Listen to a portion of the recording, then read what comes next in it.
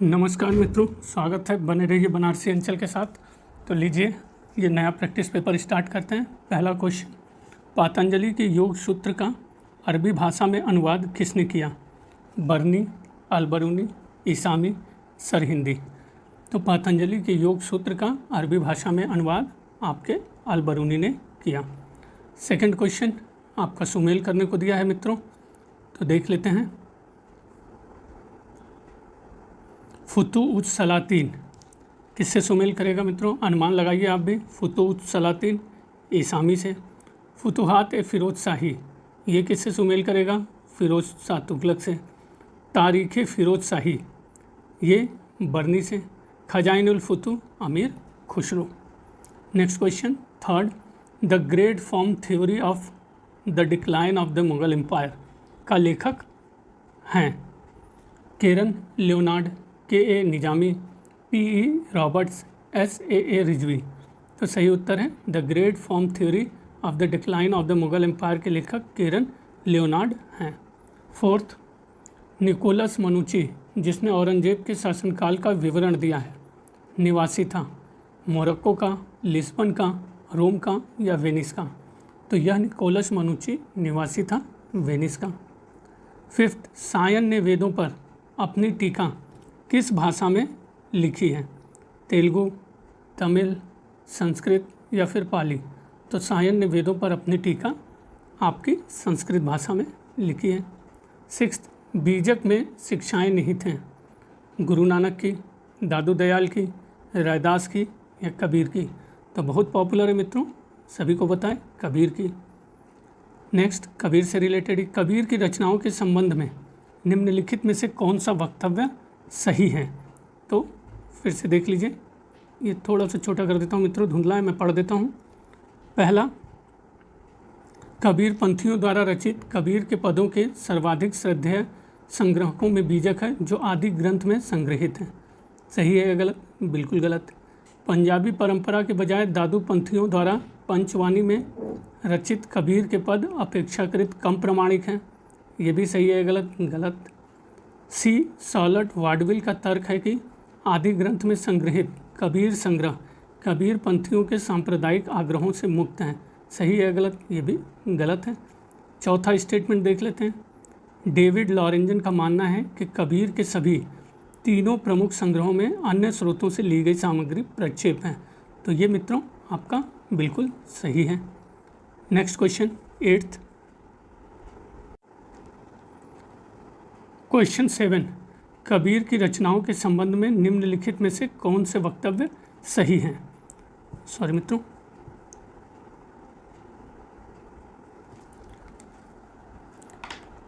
कबीर की रचनाओं के संबंध में निम्नलिखित में से कौन से वक्तव्य सही हैं?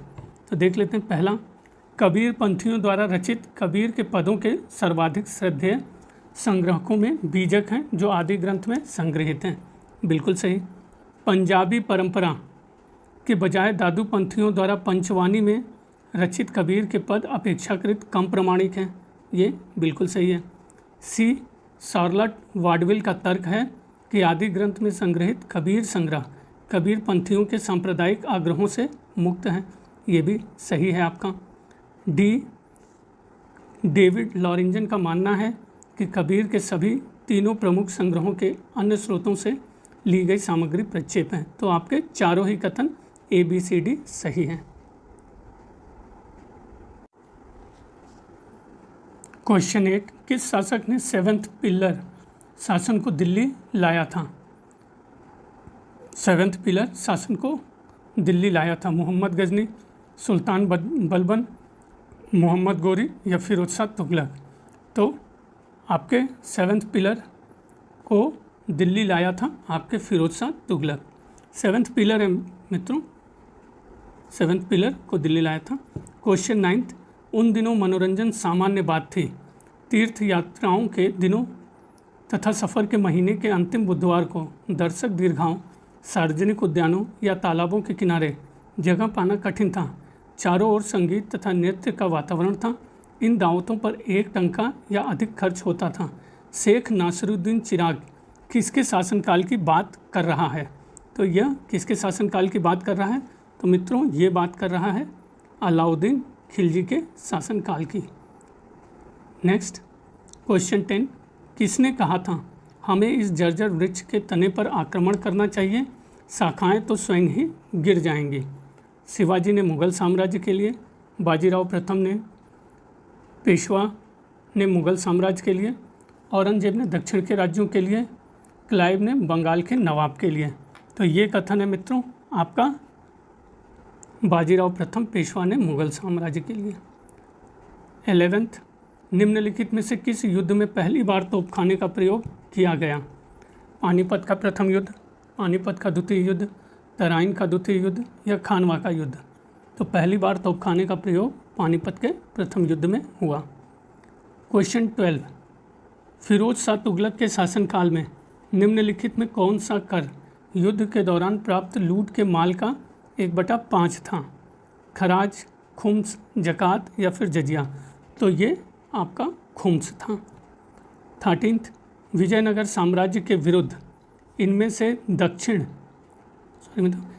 दक्षिण के कौन सा सल्तनत राक्षस तंगड़ी होगा मित्रों, थोड़ा सा यहाँ पे मिस्टेक लग रहा है, राक्षस तंगड़ी तालिकोट भी कहलाता है, युद्ध में मित्रता में शामिल नहीं हुआ था? तो ये सही उत्तर क्या होगा? बरार, अहमदनगर, गोलकुंडा, बीजापुर। तो सही उत्तर है आपका बरार। क्वेश्चन 14 मित्रों पहला जो क्वेश्चन आ जा रहा है थोड़ा सा धुंधला है, मैं पढ़ता हूँ। निम्नलिखित में से कौन सा कथन सही नहीं है? सैयद मोहम्मद नूर बख्शिया संप्रदाय का संस्थापक था। ये कथन आपका बिल्कुल सही है। बी, नूर बख्शिया संप्रदाय के विचार फ़िक़्ह के अहवाल नामक पुस्तक में निहित हैं। ये कथन बिल्कुल सही है। नूर बख्शिया मुहर्रम नहीं मनाते। ये कथन क्या होगा मित्रों? ये कथन गलत होगा। डी भी आपका सही है, पढ़ देता हूँ। नूर बख्शियों को मिर्ज़ा हैदर दुगलत के काल में परेशानियों का सामना करना पड़ा जिसने उन पर अत्याचार किए। क्वेश्चन 15, अलाउद्दीन खिलजी द्वारा प्रचलित बाजार नियंत्रण व्यवस्था का संचालन निम्नलिखित में से किस विभाग के नियंत्रणाधीन था? दीवाने रियासत, दीवाने रिसालत, दीवाने इंसा या दीवाने अर्ज? तो ये विभाग था आपका दीवाने रियासत। क्वेश्चन 16, निम्न में से किस सुल्तान ने कुछ क्षेत्रों में मुक्ति के कर संग्रह व सैनिक कार्यों को अलग कर उसकी शक्ति को काफ़ी कमज़ोर कर दिया? बलबन, अलाउद्दीन खिलजी, गियासुद्दीन तुगलक, मोहम्मद बिन तुगलक? तो सही उत्तर है मित्रों आपका बी, अलाउद्दीन खिलजी। 17, किस भारतीय शासक की प्रशासन प्रणाली में महतरफा और जकात नाम का सीमा शुल्क लगाया गया था? अकबर, जहांगीर, औरंगजेब या फिर मराठा? तो सही उत्तर है महतरफा और जकात आपका लगाया गया था औरंगजेब के शासन काल में। 18, कथन और कारण वाला है मित्रों। हम सभी को पता है कि कथन और कारण में पहला दोनों सही है, व्याख्या सही है, दोनों सही है, व्याख्या सही नहीं है या कोई एक। तो देख लेते हैं। पहला कथन, प्रत्येक जागीरदार प्राथमिक रूप से मनसबदार था परंतु प्रत्येक मनसबदार जागीरदार नहीं था। कारण, कुछ मनसबदारों को नगद अदायगी की जाती थी, जागीरों द्वारा नहीं। तो क्या होगा मित्रों? बिल्कुल सही, ए और आर दोनों सही है और ए आर की सही व्याख्या भी है। 19th क्वेश्चन, निम्नलिखित में से कौन सल्तनत काल में शाही सचिवालय का व्यंजक था? दीवाने अर्ज, दीवाने इंसा, दीवाने विजारत, दीवाने बरीद? तो शाही सचिवालय का व्यंजक आपके दीवाने इंसा था। 20, निम्नलिखित में से कौन मराठा पैदल सेना के सबसे निचले दर्जे पर थे? नायक, हवलदार, जुमलादार या हजारी? तो मराठा दल के सबसे निचले दर्जे पर आपके थे नायक।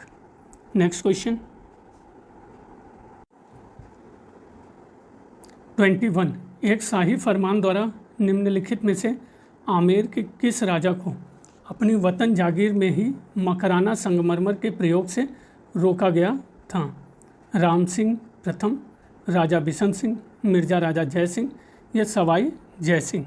तो ये राजा थे जिन्हें रोका गया था, वो थे मिर्ज़ा राजा जय सिंह। 22, निम्न सुल्तानों में से किसने कृषि के पुनरुद्धार के लिए कृषकों को सरकारी खजाने से ऋण सोंधर देने की प्रथा का प्रारंभ किया? बलबन, अलाउद्दीन खिलजी, मोहम्मद बिन तुगलक या फिरोज शाह तुगलक।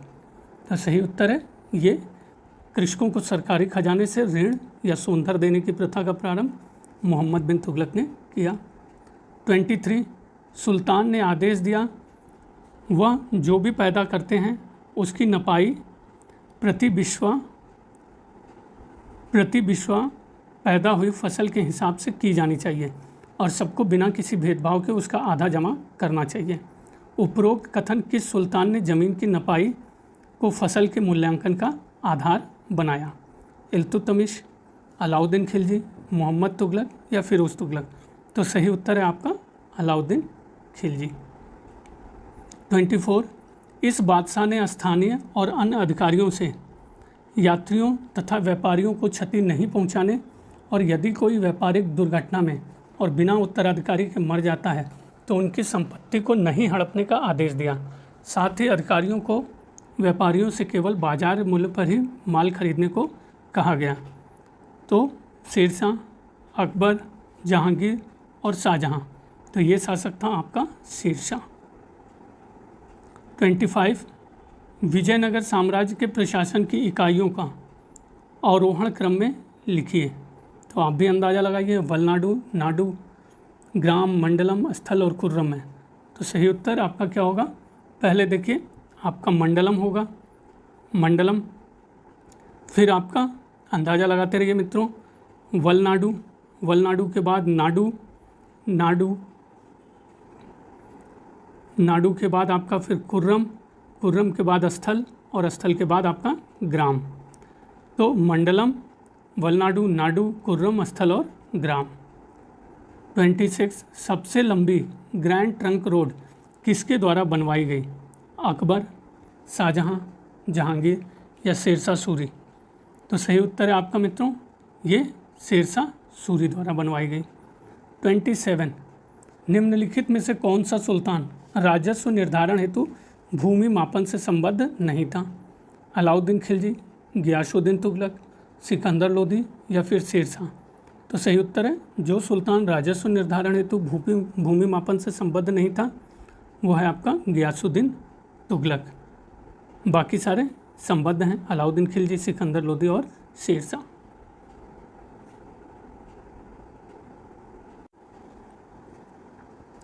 28 निम्नलिखित सूफी संतों को कालक्रम के अनुसार व्यवस्थित कीजिए तथा निम्नलिखित विकल्पों में से सही विकल्प का चुनाव करना है। सूफी संत का कालक्रम: मीर सैयद गेशुदराज, निजामुद्दीन औलिया, मोइनुद्दीन चिश्ती, शेख अहमद सरहिंदी। तो सही उत्तर है मित्रों आपका सबसे पहले आ जाएंगे मोइनुद्दीन चिश्ती, फिर आपके आ जाएंगे निजामुद्दीन औलिया, फिर आपके आ जाएंगे गेशुदराज और सबसे लास्ट में आ जाएंगे शेख अहमद सरहिंदी। मोइनुद्दीन चिश्ती, औलिया, गेशुदराज, सरहिंदी। 29 कथन कारण का फिर से प्रश्न है मित्रों, ध्यान से पढ़िए। कथन दिया हुआ है मध्यकाल में संगीत पर संस्कृत में लिखी गई अनेक पुस्तकों का फारसी में अनुवाद किया गया। सही है, बिल्कुल सही है। कारण आरंभिक चिश्ती सूफी संगीत सभाओं जिन्हें समा का कहा गया है कि शौकीन थे। ये भी कथन सही है कि नहीं मित्रों? कथन तो बिल्कुल सही है लेकिन पहले का कारण नहीं है। तो हम कह सकते हैं ये दोनों कथन और कारण का स्टेटमेंट सही है लेकिन व्याख्या सही नहीं है। क्वेश्चन 30 किसके शासनकाल को स्थापत्य कला का स्वर्णकाल कहा जाता है? अकबर, जहांगीर, शाहजहां या औरंगजेब। तो जिसके शासनकाल को स्थापत्य कला का स्वर्णकाल कहा जाता है वह है शाहजहां। 31 सल्तनत काल में सर जानदार था, प्रमुख गुलाम था, प्रमुख अंगरक्षक था, प्रमुख गुप्तचर था या प्रमुख न्यायाधीश था। तो सही उत्तर है सल्तनत काल में सरजानदार आपका प्रमुख अंगरक्षक था। 32 निम्नलिखित में से कौन चिश्ती संत नहीं थे? शेख मोइनुद्दीन चिश्ती, ये चिश्ती संत थे? ये बिल्कुल थे। निजामुद्दीन औलिया चिश्ती संत थे। शेख हमीदुद्दीन नागौरी, ये भी थे। शेख सदरुद्दीन आरिफ, ये आपके चिश्ती संत नहीं थे। अब कालक्रम के अनुसार फिर से व्यवस्थित करना है मकबरों को उनके कालक्रम के अनुसार। तो शेख सलीम चिश्ती का मकबरा फतेहपुर सीकरी, आसफ़ खां का मकबरा लाहौर, अतगा खां का मकबरा दिल्ली, अकबर का मकबरा सिकंदरा। तो इनका कालक्रम है मित्रों सही।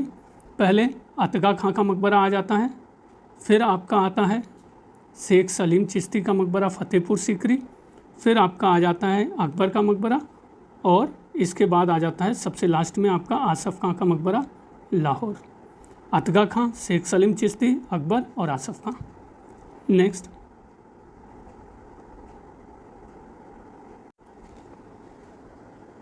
34 संत नामदेव पेशे से एक दर्जी थे, मोची थे, जुलाहा थे या फिर नाई थे। तो संत रामदेव पेशे से एक आपके दर्जी थे। 35 हमजानामा की चित्रकारी किसके आदेश पर बनाई गई? अकबर, जहांगीर, शाहजहां और औरंगजेब। तो हमजानामा की चित्रकारी जिसके आदेश पर बनाई गई वह था अकबर।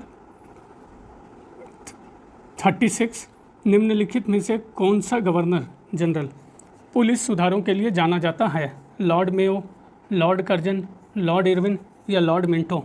तो जो गवर्नर जनरल पुलिस सुधारों के लिए जाना जाता है वह है आपका लॉर्ड कर्जन। 37 कलकत्ता में एशियाटिक सोसाइटी की स्थापना किस वर्ष में हुई? 1784, 1800, 1857 या 1947। तो सही उत्तर है एशियाटिक सोसाइटी की स्थापना आपकी हुई 1784 में। 38 कथन कारण फिर से तो देख लीजिए मित्रों। पहला आपका है कथन, यूरोपीय व्यापारी कंपनियों के भारत आगमन से 17वीं शताब्दी में भारत के निर्यात पर विपरीत प्रभाव पड़ा। तर्क, 17वीं शताब्दी में ईस्ट इंडिया कंपनी की व्यापारिक गतिविधियों के कारण बड़ी मात्रा में चांदी लाई गई। तो सही उत्तर मित्रों क्या होगा देख लेते हैं। ए और आर दोनों सही हैं, सही व्याख्या है। ए आर दोनों सही है, व्याख्या नहीं सही है। सी ए सही है, आर गलत है। तो ए आपका इसमें से सही है और आर गलत है। नेक्स्ट, 39 भारत का कौन सा शासक जैकोबिन क्लब का सदस्य बन गया? हैदर अली, रंजीत सिंह, टीपू सुल्तान, निजाम ऑफ हैदराबाद। तो जैकोबिन क्लब का सदस्य बना टीपू सुल्तान। 40 किस अधिकार पत्र अधिनियम चार्टर एक्ट के द्वारा ईस्ट इंडिया कंपनी का चीन के साथ व्यापार और चाय व्यापार पर एकाधिकार बना रहा? 1793 का चार्टर एक्ट, 1813 का एक्ट, 1833 का या 1853 का। तो सही उत्तर है यह एकाधिकार चाय व्यापार पर एकाधिकार बना रहा आपका 1813 के चार्टर एक्ट के द्वारा।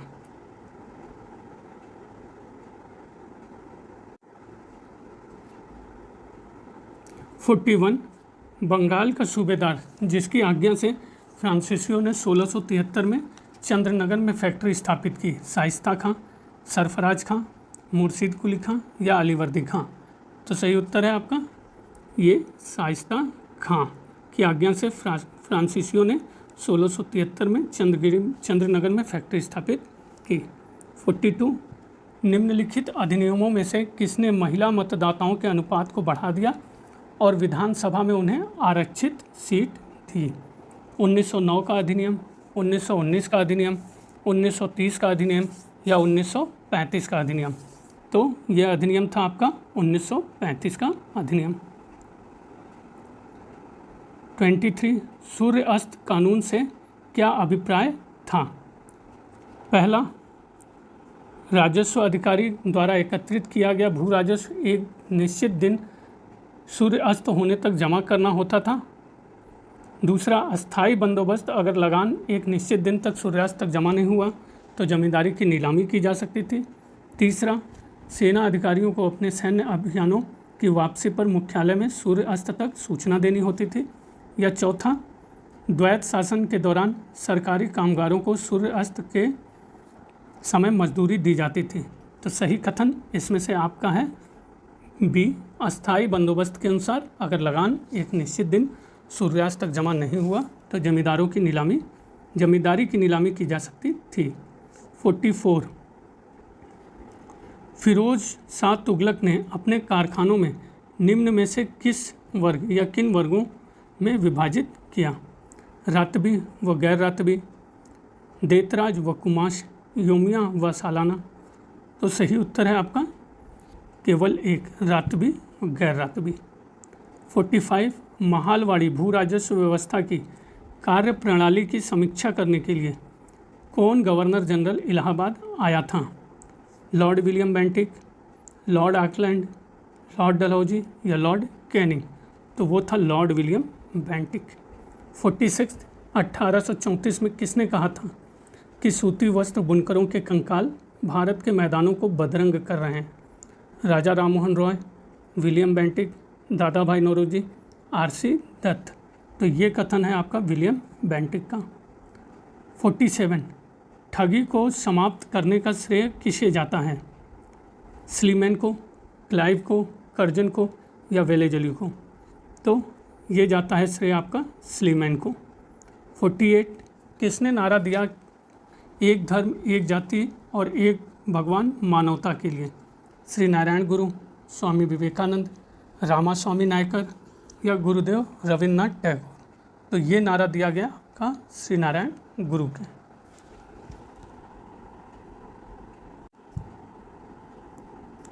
49 दयान प्रकाश पत्र संबंधित है परमहंस मंडली से, गोपाल हरि देशमुख से, महादेव गोविंद रानाडे से या BR अम्बेडकर से? तो दयान प्रकाश पत्र आपका संबंधित है परमहंस मंडली से। 50 1857 के बाद भारत छोड़ो आंदोलन एक बहुत गंभीर विद्रोह था। यह किसका कथन है? Mahatma Gandhi, Jawaharlal Nehru, Lord Linlithgow, Winston Churchill? तो यह कथन है आपका लॉर्ड लिनलिथगो का। 51 जनजाति विद्रोहों को कालक्रमानुसार व्यवस्थित करना है मित्रों। तो देख लीजिए, रंपा, संथाल, कोल व बिरसा मुंडा। तो सही उत्तर है, अनुमान लगाइए। सबसे पहले आपका कोल, कोल से संथाल, संथाल से रंपा, रंपा से बिरसा। कोल, संथाल, रंपा, बिरसा। कोल, संथाल, रंपा, बिरसा। 52 निम्नलिखित में से किसे 1928 में हिंदुस्तान सोशलिस्ट रिपब्लिकन एसोसिएशन की स्थापना के संबंध नहीं था? तो नहीं पे फिर से विशेष ध्यान रहेगा मित्रों। भगत सिंह का इससे संबंध था, चंद्रशेखर आज़ाद का इससे संबंध था, सुखदेव थापर का भी था, लाला हरदयाल का नहीं था। 53 भारतीय राजनीति में सर्वप्रथम बिना प्रतिनिधित्व के कर नहीं के अमेरिकन नारे का प्रयोग किसने किया? दादा भाई नौरोजी, MG रानाडे, आरसी दत्त या फिर सुरेंद्रनाथ बनर्जी? तो बिना प्रतिनिधित्व के कर नहीं, इसका प्रयोग किया गया दादा भाई नौरोजी के द्वारा। 54 इल्बर्ट बिल विवाद किसके शासनकाल में हुआ था? कर्जन, लिटन, रिपन या मेयो के? तो ये विवाद आपके हुआ था इल्बर्ट बिल विवाद रिपन के काल में। 55 भारत में प्रकाशित होने वाला पहला समाचार पत्र था the Bengal gazette, the Calcutta gazette, the oriental magazine of Calcutta, the Calcutta chronicle? तो ये है पहला समाचार पत्र द बंगाल गजट। 56 निम्नलिखित में से कौन सा कथन स्वदेशी आंदोलन के विषय में सत्य नहीं है? तो इसमें से देख लेते हैं मित्रों, कौन सा कथन आपका सत्य नहीं है। 56 पहला, महिलाओं ने आंदोलन में विदेशी चूड़ियाँ पहनना अस्वीकार कर दिया। कथन सही है या गलत? तो ये सत्य है। धोबियों ने विदेशी वस्त्रों को धोने का पक्ष लिया जिससे उनकी आय बढ़े। यही कथन मित्रों गलत है। सी भी आपका सही है। बंगाल में गणपति और शिवाजी त्यौहार स्वदेशी के प्रचार के माध्यम बने। आमार सोनार बंगला रविन्द्रनाथ टैगोर द्वारा इस आंदोलन के दौरान लिखा गया था। नेक्स्ट 57 क्रिप्स मिशन का उद्देश्य था भारत छोड़ो आंदोलन को शुरू होने से पहले रोकना, भारतीय नेताओं को ब्रिटेन के युद्ध प्रयासों को समर्थन देने के लिए मनाना, कांग्रेस मंत्रिमंडलों को त्यागपत्र न देने के लिए राजी करना, संविधान बनाने वाली समिति को तुरंत गठित करना। तो इसका सही उद्देश्य था आपका भारतीय नेताओं को ब्रिटेन के युद्ध प्रयासों को समर्थन देने के लिए मनाना। 58 निम्नलिखित में से किसने सुभाष चंद्र बोस को भारतीय देशभक्ति की ज्वलंत तलवार से संबोधित किया है? गोविंद वल्लभ पंत, सरोजनी नायडू, सरदार वल्लभ भाई पटेल या जवाहरलाल नेहरू। तो ये संबोधन सुभाष के लिए किया गया सरोजनी नायडू के द्वारा। 59 किस जनसभा में करो या मरो का नारा महात्मा गांधी ने दिया था? कलकत्ता, पूना, बम्बई या अहमदाबाद की? तो सही उत्तर है बम्बई की। 60 भारत चीन पंचशील संधि पत्र कब हस्ताक्षर किए गए? 1951, 1952, 1954 या 57? तो भारत चीन पंचशील संधि 54 में। 60 इस सीरीज का आखिरी प्रश्न मित्रों, निम्नलिखित में से कौन से बड़े राज्यों ने जून 1947 में ही स्वतंत्र बने रहने की इच्छा व्यक्त की थी? ट्रावनकोर एवं भोपाल, जोधपुर एवं जूनागढ़, जयपुर, उदयपुर, मैसूर एवं बड़ौदा। तो ये राज्य थे ट्रावनकोर एवं भोपाल। तो मित्रों यही सीरीज़ समाप्त होती है। इसमें मेडुअल और मॉडर्न के थे मित्रों, प्राचीन के नहीं थे। प्राचीन के लिए अलग प्रश्न पेपर मैं ला दूंगा मित्रों, जिसमें सिर्फ प्राचीन के रहेंगे। और बने रहने के लिए बनारसी अंचल के साथ बहुत बहुत धन्यवाद। प्लीज़ सब्सक्राइब करिए।